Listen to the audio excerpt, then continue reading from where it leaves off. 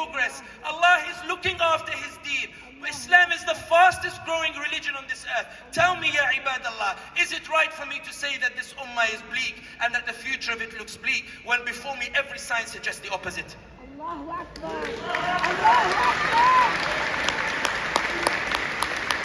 Let me tell you about my ummah. Let me tell you about my ummah. Let me tell you about my ummah.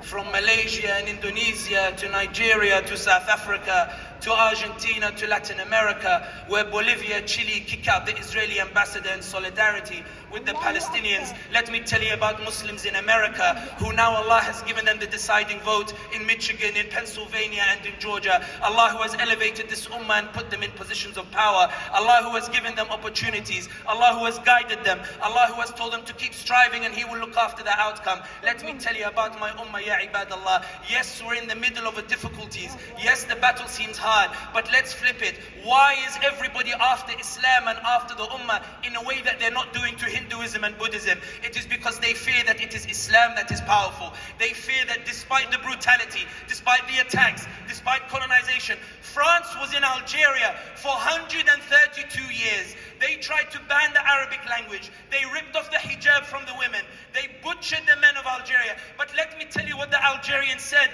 in 1962 on independence. They took to the streets and they said, Ya Muhammad, Mabruk Ali, Al Jazair Raj'at li. Oh Muhammad, congratulations, Algeria has returned to you. And the French, they turned around and they said, why is Islam still in their hearts? Why do they still love this prophet? Why do they still love this deen? Why do they still love this Lord? Why do they still love Allah? Why is it when we persecute them, when we defeat them, when we bully them, when we torture them, why do they keep coming out and saying, La ilaha illallah Muhammadur Rasulullah? I don't know about this ummah that was in the speaking notes that was given to me. I don't know about this ummah. I wanted to tell you about my ummah. I wanted to tell you about my people that came from the Prophet Muhammad sallallahu alaihi wasallam. I came to remind you about this ummah. I came to remind you that Allah said in the Quran, وَإِن تَعُدُّوا نِعْمَةَ اللَّهِ لَا تُحْصُوهَا. If you were to count the blessings of Allah, you'd never finish counting them.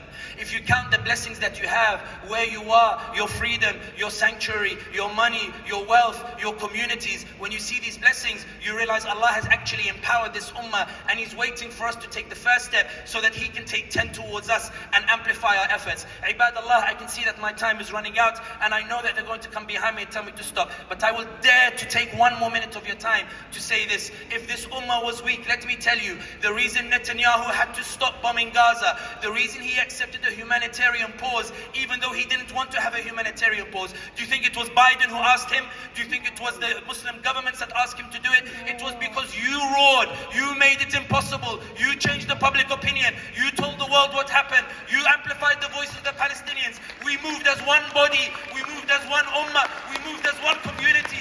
We've caused such a seismic shift that now they have to impose the humanitarian pause and now they're worried it will be a permanent ceasefire. You believe you have no power. I say you are powerful. You believe you have no power. I say you are powerful. My ummah is strong. My ummah is going through difficulties, not because it's weak, but because the world thinks it's strong and it's terrified that the ummah will use that strength. The reason the Muslims are being persecuted is not because people think they're weak, it's because there is something terrifying about a deen that transcends nationalities, about a deen that makes a boy born and raised in London come to LA and feel like he's in the middle of his family because they are one brotherhood, they are one ummah, they are one community. There's something terrifying. It's terrifying. It is terrifying that Islam, despite the bombardment and the wars and the brutality, still 1.9 billion people around the world and counting and growing are still saying that despite that weakness, La ilaha illallah Muhammadur Rasulullah, and Islam is growing in the very countries that want to subjugate Islam. They told me to talk about an ummah that is disunited. I don't know such an ummah. I told you about my ummah. Join my ummah, the ummah of the Prophet Muhammad sallallahu alayhi wa sallam, the ummah of Allah subhanahu wa ta'ala. Allah will give us victory and success if we keep going and we keep mobilizing, and we ask Allah to always elevate us, to always give us success. Join Join my ummah. Join my ummah. Don't go with this ummah that apparently is disunited and that apparently is weak.